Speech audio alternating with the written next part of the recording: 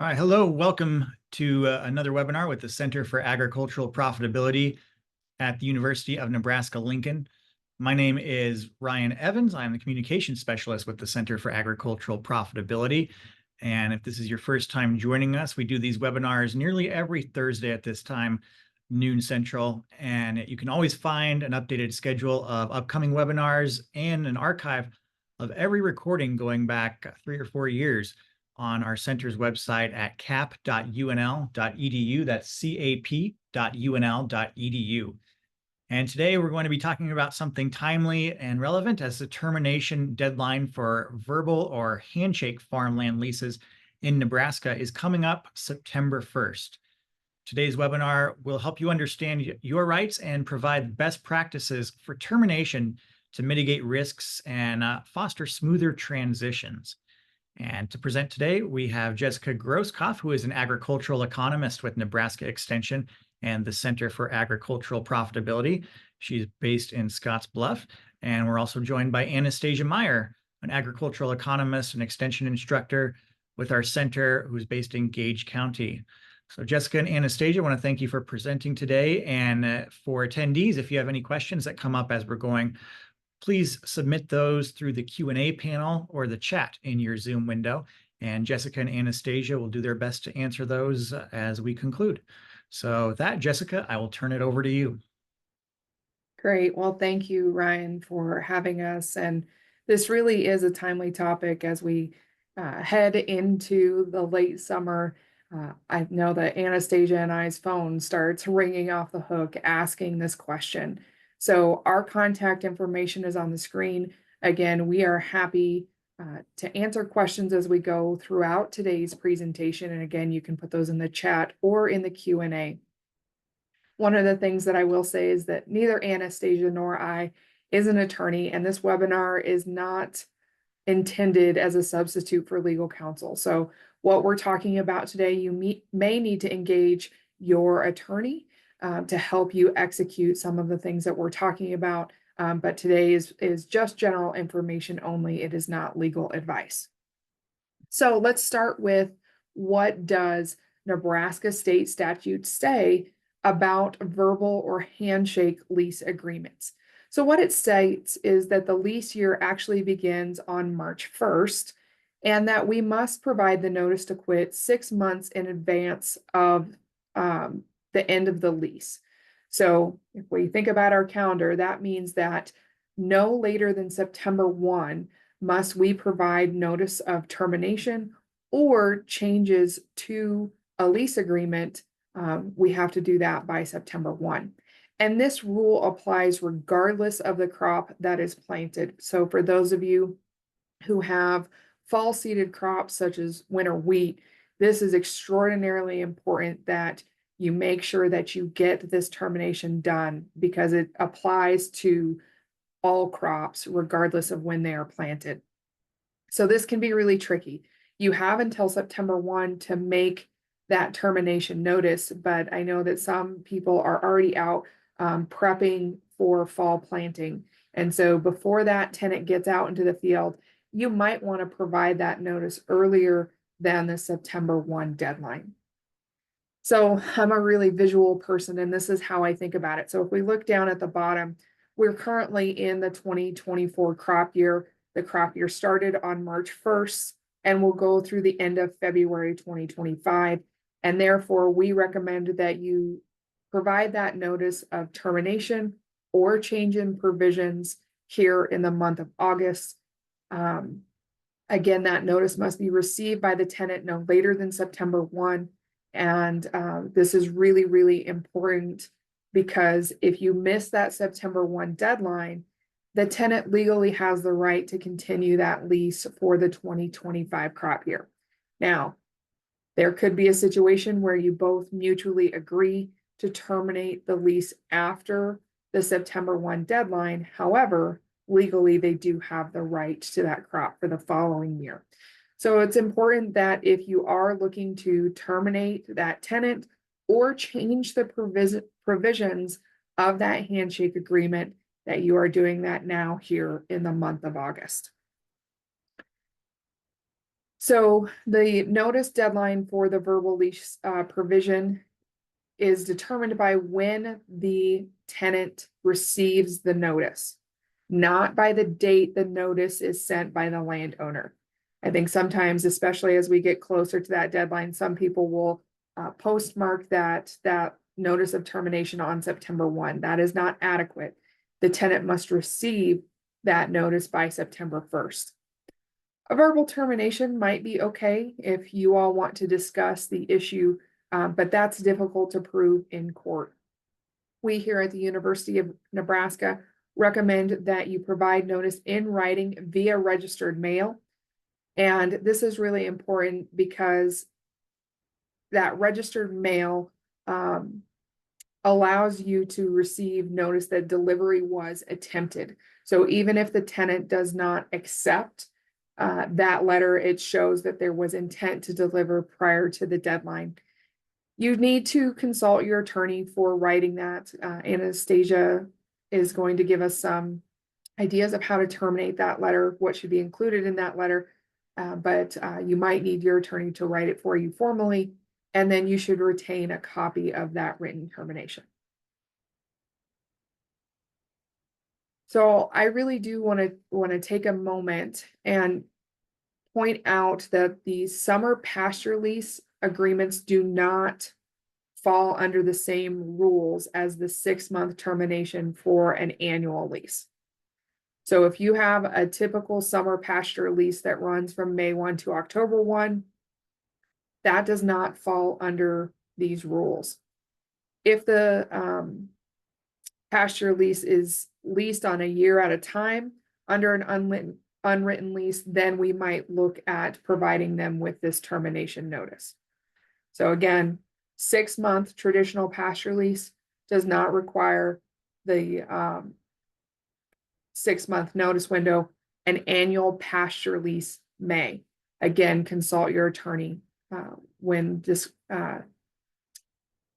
consult your attorney about that annual pasture lease termination. So a couple things that we should include in the lease termination letter is the date the termination was written, addresses of the landowner and the tenant, a legal description of the property, and the date of termination. Your attorney might ask you to include more details, but that's just the basic outline. So with that, I'm going to turn it over to Anastasia. Thank you, Jessica. So we talked about terminating the handshake or verbal leases, and we always like to say verbal leases or handshake leases are great until they're not. We're really encouraging everybody to get leases in writing. And I think this is going to become even more important as land is transitioned to generations that are being removed from the farm. By having that written lease, it forces you guys to talk to each other, and that way we reduce the amount of miscommunications that we have. Jessica, you want to switch slide, please? So what do we want to include in a written agreement? Well, we have some examples, leases at the bottom of the page. We'll go over where to find those. But if you're going to type up a written agreement, the must-haves that we want to see included are going to be the name and addresses of the landlord and tenant, the legal descriptions of the ground. When you want to have the legal descriptions, I also like to have in there the tillable versus non-tillable acres. Here in Southeast Kansas, are you going to be paying for that waterway or the tree line? Those are things that you guys need to discuss. The date that the lease is entered, the beginning and end dates of the lease. When is that lease going to be terminated? How is it going to be terminated? Is it going to be a cash rental lease, or is it going to be a crop share? And if it's going to be a crop share, it's going to require a lot more communication between the landlord and tenant. So that's something that you guys need to think about. And then sit down with each other and kind of figure out what that 60-40 looks like. Jessica and I are always asked, what do people typically pay in a 60-40 lease or in the other crop share lease agreements? And I always laugh when I get that question because they're all different. They're just a little bit different. We have our generalities, our rules of thumb, but really, if we break it down into everybody, it's a little bit different from one person for the next. And then both parties need to sign that agreement. We have some QR codes on the screen here, and we'll probably flash back through the end. But if you take your camera and shine it up on the QR code, it should take you to these links. Just a little heads up. And Jessica, you want to go to the next one?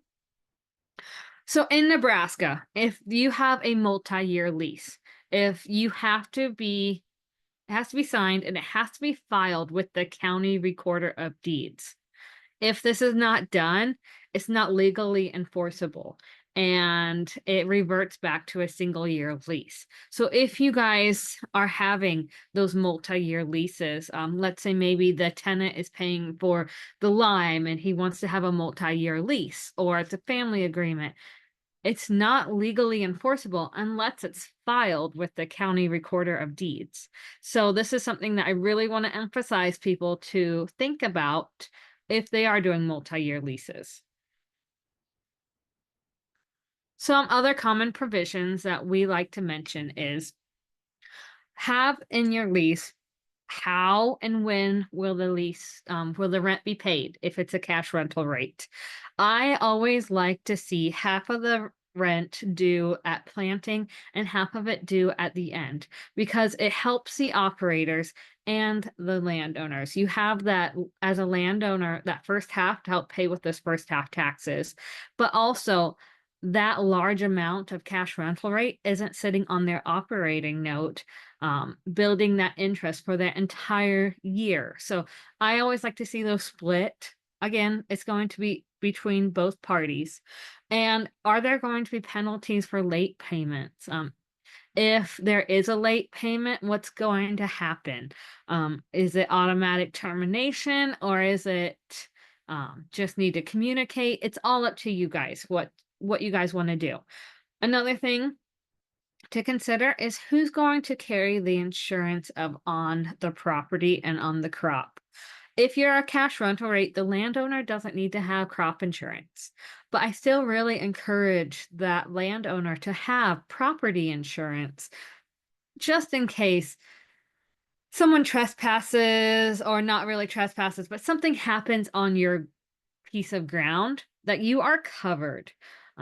Usually we say $1 million, just to cover, your basic assets, because if something happens and let's say you are sued, it's a cheap insurance policy, to have that. Are you going to allow, any partnership intended? And probably the most questions I get asked on is subleasing. So especially in a verbal lease, if you rent it out to somebody on a verbal lease, they have the right to tell you as a landowner that you are trespassing on their ground. If it's not in writing, if it is not a specific clause to say that you have the right to enter that property, if you have hunting ground or ground you like to hunt, or a pond you like to go fishing on, you have to retain those rights to hunt and fish. Another thing you want to consider on what are you going to do with crop residue subleasing. As a tenant, I could rent out your ground and sublease it out to a hunting outfitter. And legally, that is okay. Now, I always recommend these are not things that we want to do, because chances are we're going to end up with a termination letter that year. But it is something that I feel like we need to bring up, talk about, because especially these past times, people are really passionate about. And when you can't go and do your favorite pastime of hunting, fishing, just going out riding in the pasture on the horses, it leads to some upset feelings. So termination notice, I like to include in there. When are you going to receive notification by? There's nothing worse than as a tenant sitting there and wondering, okay, my lease doesn't have anything written in the termination. Does that mean that when my lease is done, I'm done? And that awkward phone call of, am I going to be able to farm your farm next year? Just go ahead and put it in that termination. Something especially, and I'll cover it on the next slide, if you're going to continue to use this one contract. So the use of non-farmland, if you have trees on there and you don't want it to be logged or cut down, have that written in that lease. If you want to enter that property, again, have that in the clause. And then when will the rate be negotiated? I know a lot of people sit and wait for our UNL land survey to come out to set their rental rates. And that's okay, but you need to put it in a clause that you are going to evaluate your rental rate after, let's say, April 1, when the preliminary report is done. Because, like Jessica has mentioned earlier, if you don't have those changes made by September 1 in a verbal lease, then technically it's that same rate that you had the year before. I always like to also remind landowners and tenants that, if you're willing to go up in cash rent on the good years, we're approaching some years that are not so good. Make sure that you're also willing to go down in the bad years of farming. Always take that coffee shop talk with a little bit of salt in it. Jessica, do you want to go to the next slide? So I had mentioned earlier about you reusing the same contract over and over and over again. And I'm going to call that the carryover or holdover clause. Oh, Jessica, thank you. So this is going to be if you sign a lease 1 year and you want to continue to use it over and over again. Maybe you like the same terms and you just want to re-sign it at the bottom with a new date. That is acceptable as long as you have that in a clause, and you have to have how termination is going to be done. You have to have in there stated that terminated by such date. Otherwise, that contract, even if you are signing it every year at the bottom, legally, it's going to revert back to a verbal lease. Regardless of if you signed it 2 years ago, you made it 2 years ago, you keep on signing it, doesn't matter. It reverts back unless you have the termination clause in there.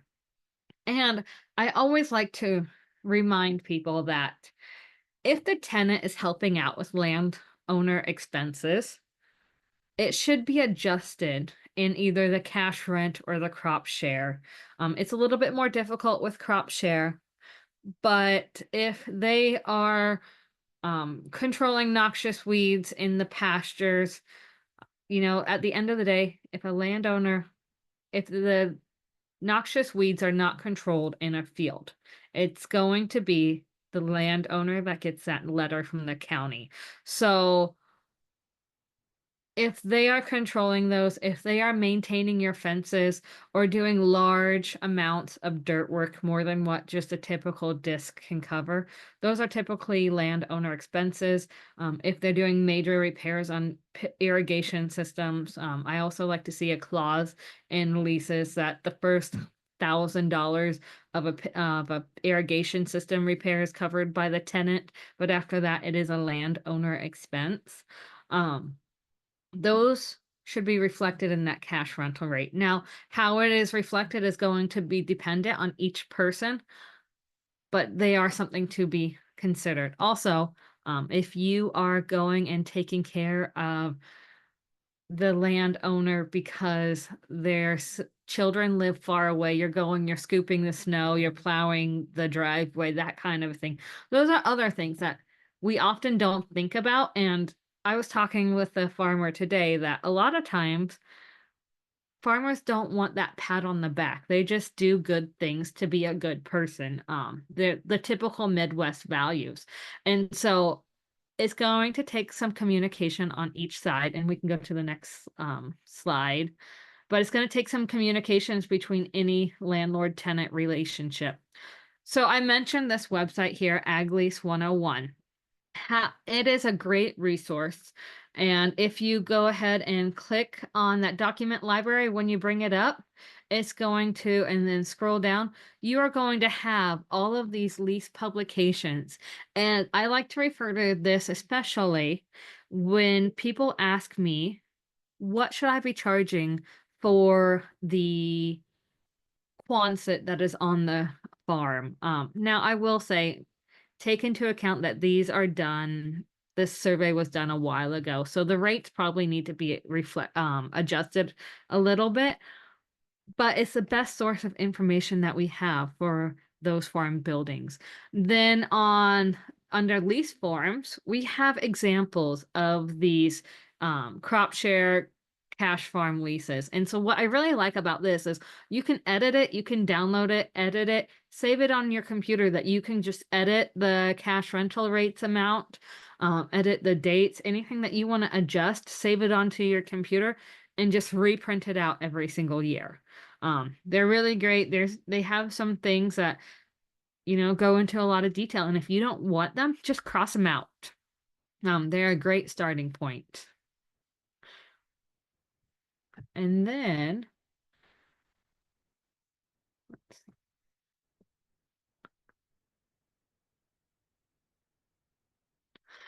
as I have mentioned, as Jessica has mentioned, communication between a landowner and tenant is key. I always hate it when the other party is the last person to know that one party is annoyed at the other. So if you are getting frustrated with your landowner or tenant, please do not go and talk about it at the coffee shop or at the co-op or anything like that. We're really striving to improve communication. So, and it's going to be essential for any ag land lease to be successful. It applies to both the landlord and the tenant, and it's why we see a lot of leasing agreements fail. If you have a written lease and it's really thorough, that's great. Still communicate with them. There is nothing better than inviting your landowner out to the farm if they're coming back to visit, or just sending them a quick text. Landowners, send your tenant a call them, ask how the crops are doing. That little effort goes a long ways. If you're getting questions asked about your operation, make sure you keep the attitude of they're just wanting to know and try not to get defensive.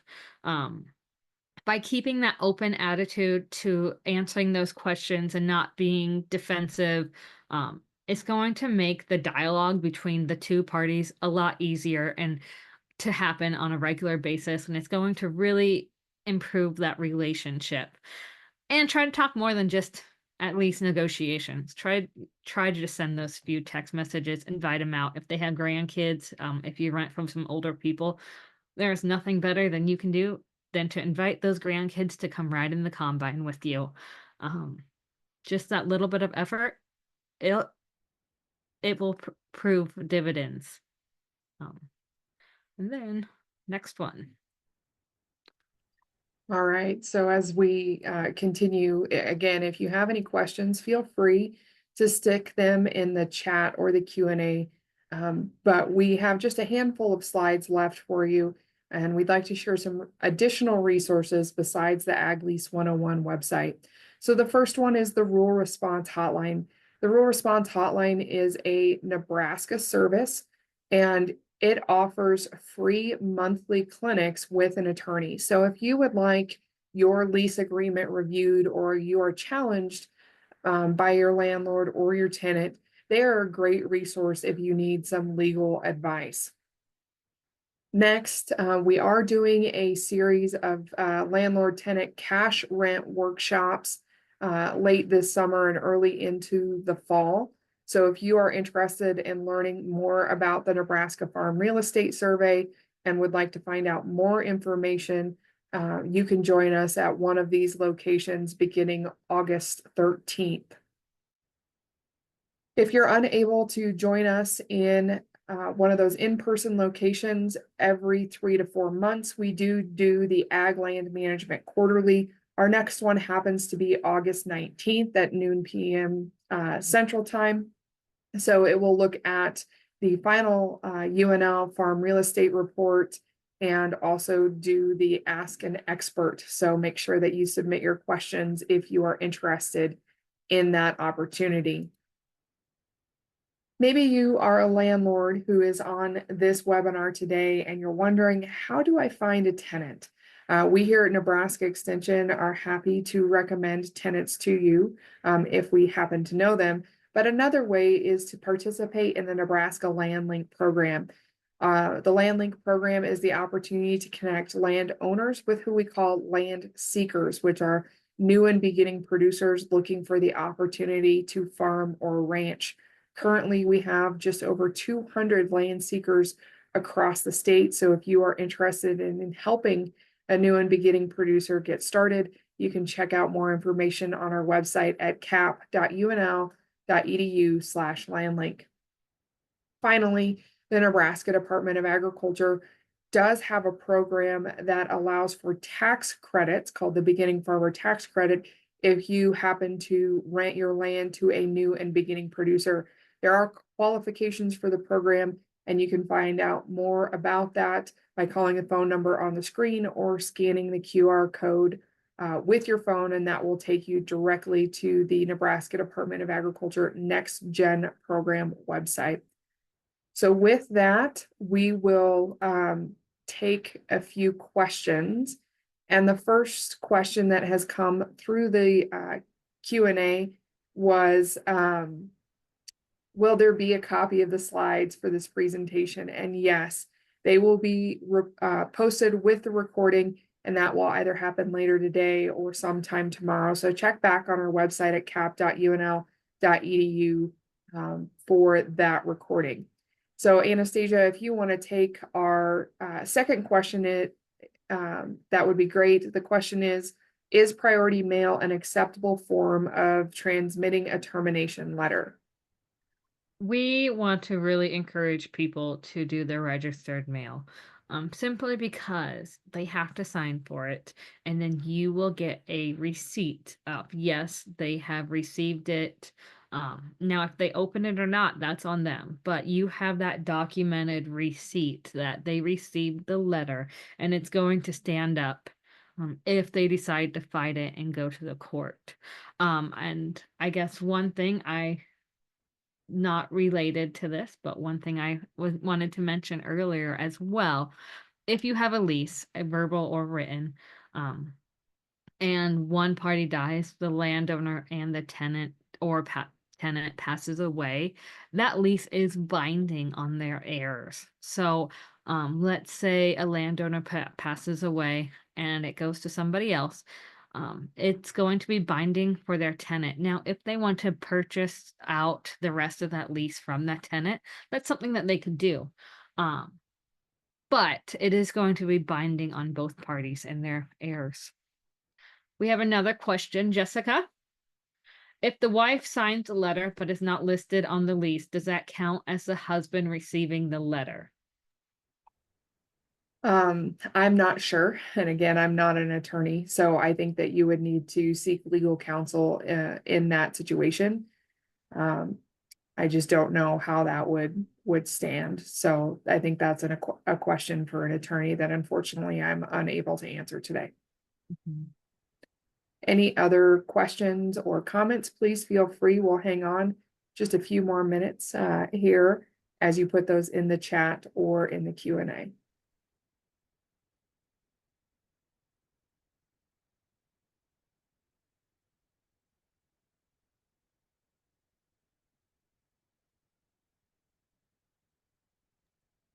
Well, Ryan, I'm not seeing any other questions come in. We'll pass it back over to you. Perfect. I want to thank you both, Jessica and Anastasia, for a great presentation today.